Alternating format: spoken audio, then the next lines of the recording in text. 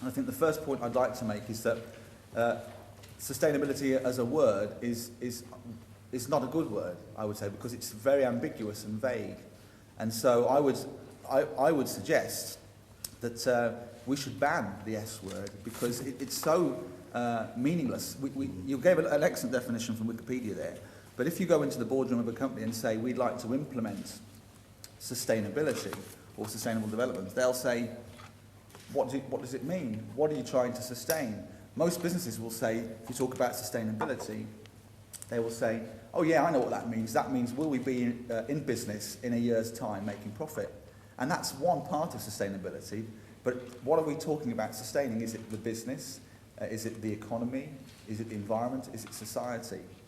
And in a business context, what seems to have worked best, and I'm talking about the majority of businesses. Remember that in the UK we've got about 3.7 million businesses, and about over 99% of those businesses are small companies, micro companies, with less than 10 employees. So whilst all the big companies kind of understand the rhetoric about sustainability and government strategy and so on, at the micro business level, it's about getting on with doing your everyday work. So I think to make sustainability work, because it is a meaningful concept, if you chop it up into bite-sized chunks, and then if you go into the boardroom, you have to sell sustainability.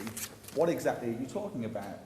You're probably talking about waste or energy or impacts on the community and so on. There are very, very clear, tangible areas that people in business can act upon if it's chopped up. Because the trouble with sustainability, I think, is that it's so big a concept, to try and tackle it as sustainability is too vast. Because sustainability is everything.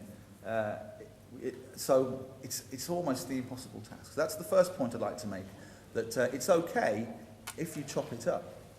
And the problem is as well, different parts of sustainability are not necessarily compatible. So to sustain the environment more may be detrimental to a local community, or to improve the local economy more, but may have impacts on the local environment. And we have to be clear about which part of the planet and the people on the planet we're trying to sustain. That was the first point, really.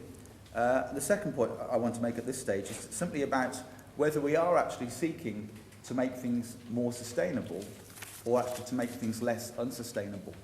Because I think a lot of the things we do in business in particular are about making things less unsustainable. And there's quite a significant difference if you think about that. More sustainable or less unsustainable. They are different things. I think that's what I'd like to say at this stage.